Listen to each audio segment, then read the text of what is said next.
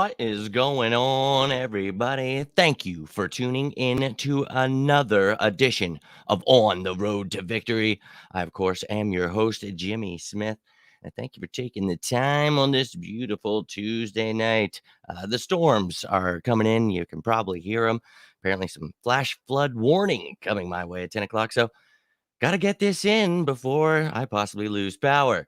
So I thank you guys for taking the time to tune in tonight. If you have any questions, any comments, you know the drill. You can always throw anything my way. Always happy to talk anything birds with you. But tonight, I wanted to get into a little bit. There were some comments made. So we're going to talk about those comments. Also, wanted to throw out some important dates that are coming up for the Philadelphia Eagles. So, want to keep you guys in tune with what is coming. We're 2 weeks away from training camp. I'm getting pretty damn excited, not going to lie to you. So, we're going to get strapped in here. But let's first talk a little bit, about what's been going on. So, the topic tonight, Lane Johnson, Fletcher Cox are sick and tired of the clickbait.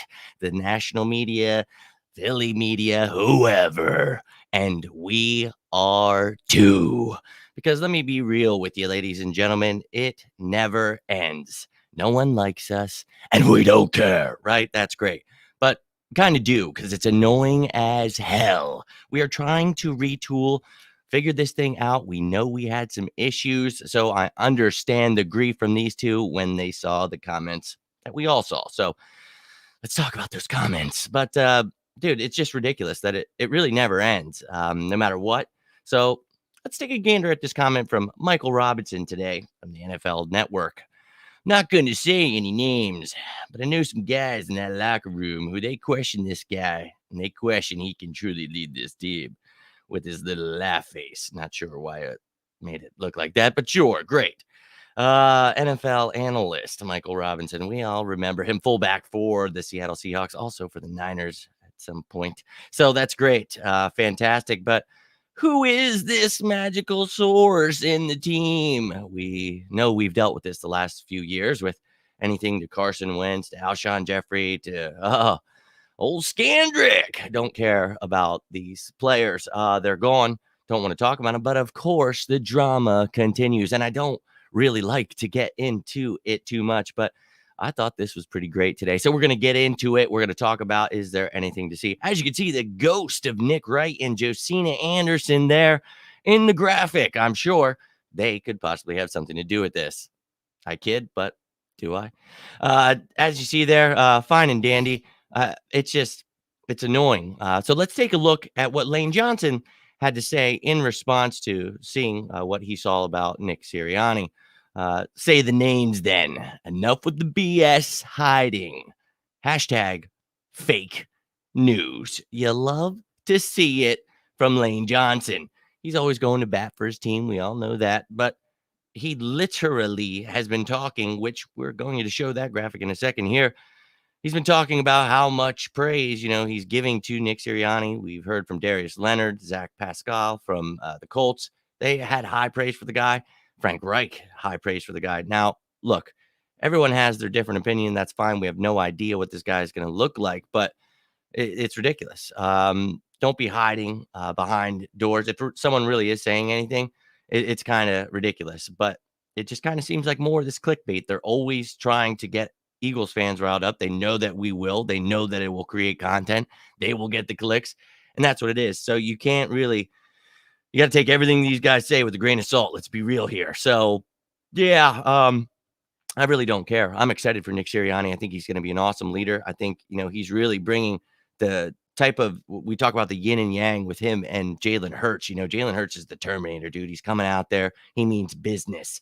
And then you got happy-go-lucky Nick Sirianni. Now, when it comes to coaching, I have no idea what he's going to look like as a head coach. From what I've seen, he's Ted Lasso. Love the comparison. But, I really am excited about his passion for the game and what he's going to bring to this young team. So he's evolving with the game. Everyone's afraid of young coaches. I think we needed younger coaches. We needed guys that were ready to adapt to the game that is changing. So, here we are. Now, Fletcher Cox also felt a little certain way about Michael Robinson's comments. So who lying today? Love it, Fletch.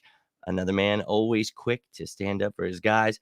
And I think, I'm excited about Sirianni. We all know that. But, we heard a few days ago from Lane Johnson and his thoughts on Nick Sirianni before these comments even came out. So let's take a look at those. He's taken great command of the team early on. I think what I appreciate about him most is he holds everyone accountable. Where we go to practice, it doesn't matter if you're a veteran or a rookie on the first day. If you're making mistakes, he'll push you on the board, not to call you out, but really to kind of get you better. What that shows, if he can do that with veterans, then the younger guys will come along as well. That's been my impression early on. It's been a lot of fun, really a lot of energy. Moving forward, we have a lot to prove. And, I love that he says that there at the end, we do have a lot to prove. They have a lot to prove, not we, but they have a lot to prove. And I really think that it's going to depend on the offensive line's health, sure. But this new coaching staff, a lot of things are going on here that this could definitely be some bumpy roads, but I'm excited with their excitement and sticking together. And that's something you need to see. And, people are like, oh, what do you expect? It's like, well, I've seen other teams that you don't get that, so there's turmoil. Don't let them create this drama already for the Eagles. I really can't stand it when they do this. So I hate that I'm even giving any time to it, but I wanted to let you know it's a crock of shit like usual. So we're going to get past it. And I love that Lane and Fletch were quick to jump to the defense of their guy. So hell yeah, I love it, man. Here we go. How are you doing tonight, Miss Torres? Love to see you in the building. Robinson had other crap to say about Nick too, saying quarterbacks go to the Colts or Frank, not him. Yeah, he did. And I don't really want to get too much into it. I'm not going to give him too much of my time. I just want to let you know, that he was talking about, what was mentioned here, that, guys wanted to go to the Colts because, right, yeah, obviously he's the head coach. People talked about what he did for the Philadelphia Eagles when we won the Super Bowl, but this is a disciple of Frank Reich that gets me excited. Hearing him talk about the game, that gets me excited. Hearing how he builds a family, that gets me excited. Holding people accountable, that is something we needed the past few years. We did not have. So I'm excited that we have a coach that I think is going to do that. And we have the perfect quarterback. I think he's going to come in and he means business. And I just think a lot of people are getting ahead of themselves. And then you see stuff like this and it's like, oh God, here we go. So don't let him do it. Don't let him do it to you. So I'm done talking about it. Don't care. I love that Lane and Fletch were quick to come to the guys, but just shut up already. You guys put enough of your poison into the locker room the last few years. Just let us do our thing. Let the young guys grow. These veterans help them. Dear God, we'll see what Sirianni is, and then we'll decide. Let's give him some time here first. We haven't even hit training camp, for the love of God. Speaking of training camp, we talked about a couple weeks, right? 2 weeks. Hell yeah. Got some important dates for you on the board here. So let's take a gander at them. Break these bad boys down. We have coming up on the 27th. The players will report to the NovaCare complex. And then, of course, on Wednesday, 2 weeks from now, will be the first training camp practice. And my God, that gets me excited. I cannot wait. So training camp will begin. That's awesome. Then we have a Saturday going down. Sorry about that. We have August 7th, Harold Carmichael Hall of Fame induction. Dude, one of the greatest. My dad never stopped talking about him. So happy to see him finally getting inducted in the Hall of Fame. That's pretty awesome. So that is an important date.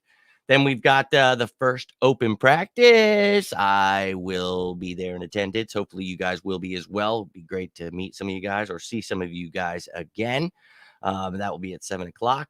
Then the first preseason game, dude, it's all coming at us so quickly. August 12th, 7:30 versus the Steelers at home. Cannot wait to, man, I love even preseason because I love watching the young guys, but not even having preseason last year sucked. And we only have 3 games this year because of having 17 regular season games. So got to get it in when we can. So after that, we will actually have some joint practices on that Monday and Tuesday coming up on the 16th and 17th of August with the Patriots. And that will be at home at the NovaCare complex. And we'll actually have to cut our roster down to 85 that Tuesday, possibly after that first practice. Not exactly sure the time of the practice. But then we will be playing against them that Thursday at 7:30 at home. versus the Patriots. So, yeah, you'll get to see him in practice a couple days, cut down 5 guys, and then we will be against them on Thursday. Then after that is the 4th annual Eagles Autism Challenge, presented by Lincoln Financial Group. So definitely try to donate what you can, make it there if you can. I'm trying to work some things out right now to make sure I'm there. So should be awesome. After that, we have on a Sunday, the next day, the 22nd of August, 7 o'clock, the final open practice at the link. I will be there as well. Pretty excited about that one. Hopefully, see you guys there. And then after that, Tuesday and Wednesday, we have a couple more joint practices with the Jets that will be at their facilities. Then we have to cut our roster that Tuesday. So, probably after that practice, down to 80. So, 5 more guys.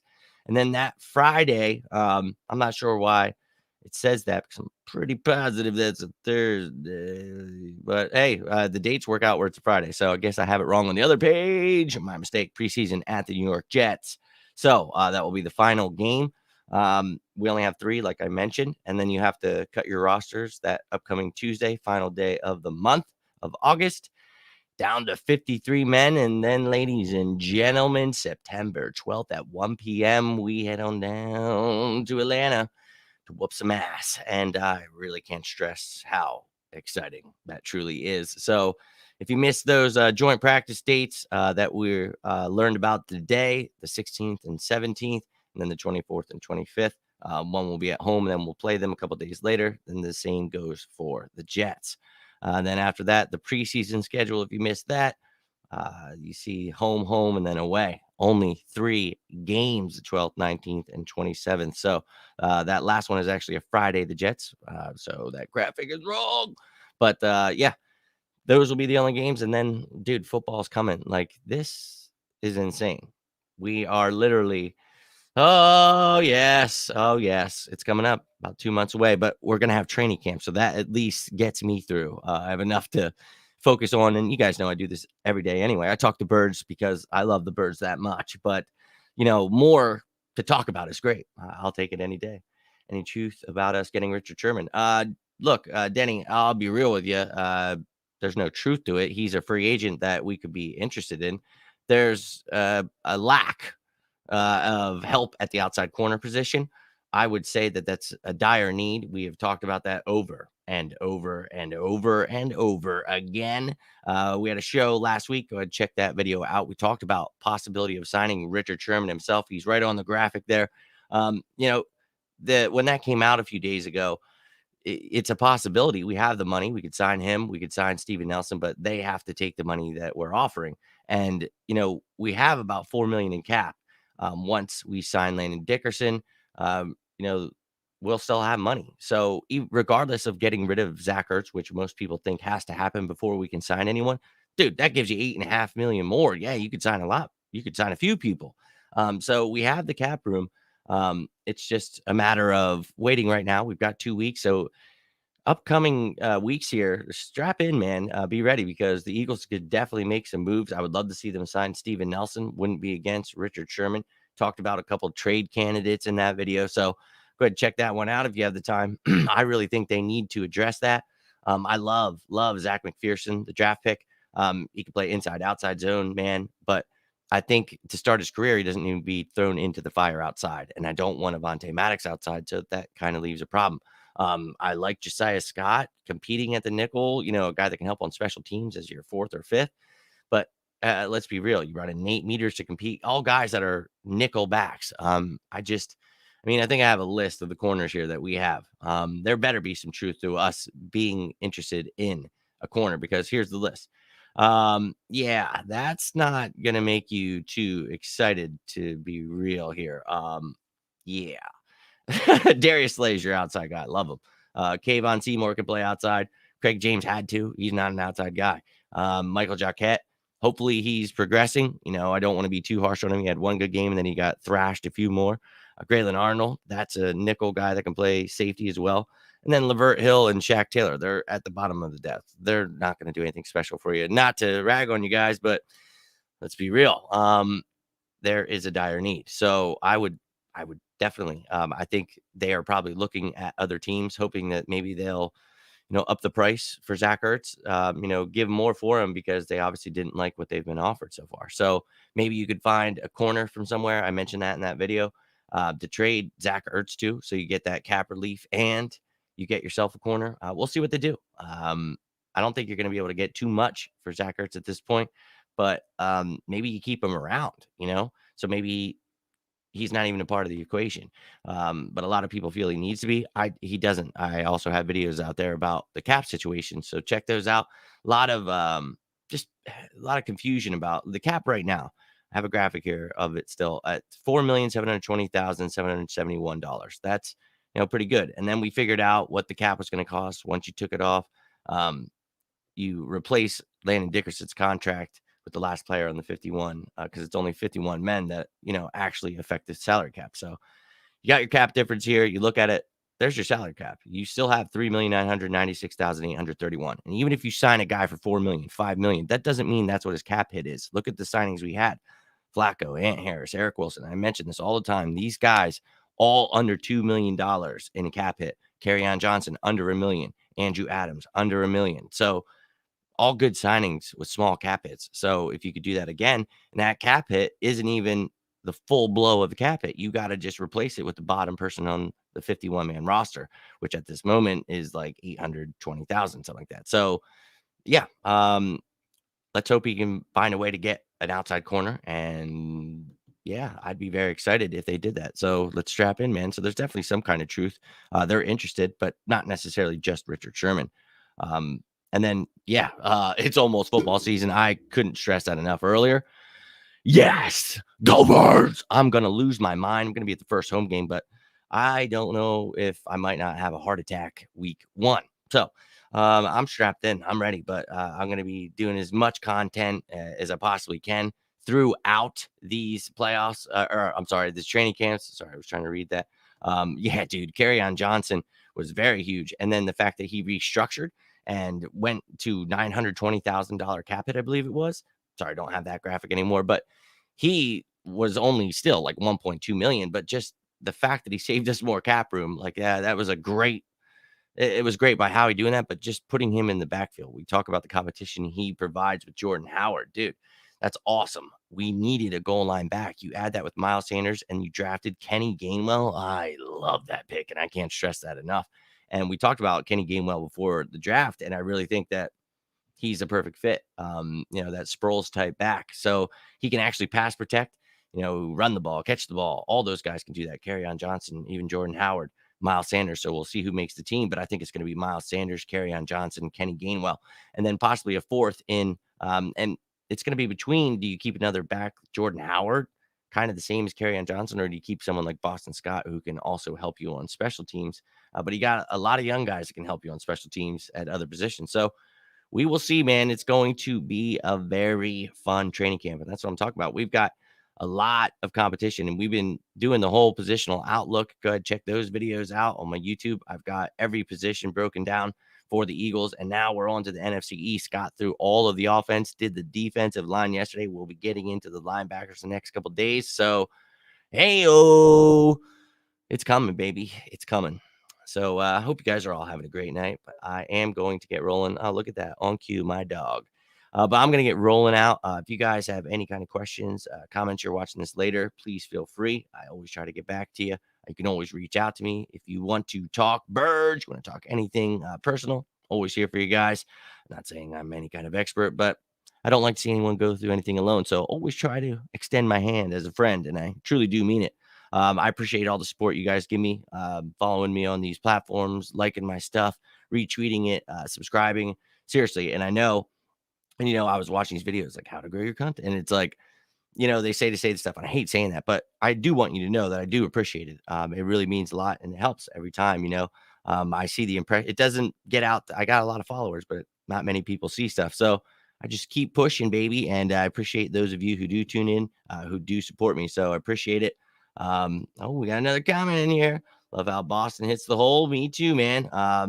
He's a tough little dude. But Kenny Gainwell's here now. So he's got some competition. It's going to be very intriguing. Jason Huntley is in there as well. So the running backs, they've got some competition, but I like that room a lot. I was excited to make that video, so check that one out, man. I'm pumped about this running back room. I'm pumped about this team, and I can't stress it enough. And it's nice to see people finally coming around, but it's like, man, do you know how annoying it's been for the last few months trying to get people excited?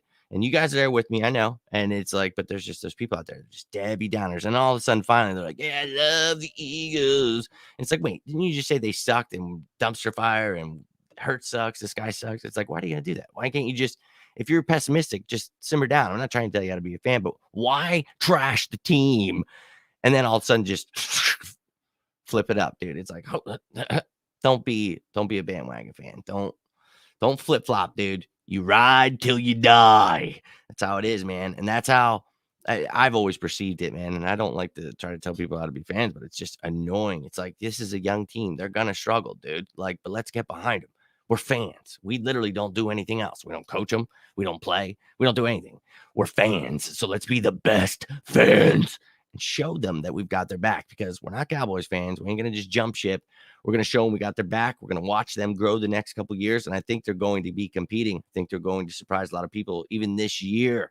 So let's go, Birds. Like I said, if you guys need anything, please reach out to me, but I am going to get rolling. It's been a long damn day. I'm sweating my ass off. It's, yeah, the summertime. I can't do it, man. And, the Super Bowl brought those on, but I don't like to tell people how to be fans. People become fans different ways. People come from different places. I'm not one of those people that's like, oh, you're not you're not 4 for 4. There's so many people have different stories, and who am I to judge, man? But I hate when people are super negative toward my team. This is something I love. So if you can back it up, which they can't, then I'd understand. But it's like, dude, I get the pessimism, but why thrash people, go after them, tag them and stuff? It's like, that's so dumb. So dumb. Let's show love for our Birds, baby, because they're always going to bat for themselves. And it's like, dude, we're fans. That's all we do. And we are lucky to have social media. When I was a kid, I didn't have this, man. So it's pretty nuts. We should take advantage, show them we got their back, and let's go, Birds. Perfectly said. So thank you all for tuning in. I truly do appreciate you guys. I hope you're having a great start to your week these last couple of days. It'll be hump day tomorrow. Finale of Loki. Oh, I cannot wait for that. I'm going to be real with you. I love that show. Loved all the damn shows. They're all good. Check them out if you haven't. I giving you a free sponsorship there, Disney and Marvel. Good stuff. Good stuff. My kid loves them. My woman loves them. So great for the family. At certain parts, maybe not, but love it. Hope you guys are having a good one. I'm babbling now. Gotta get rolling. I love you all. Have a great night. And as always, go Birds!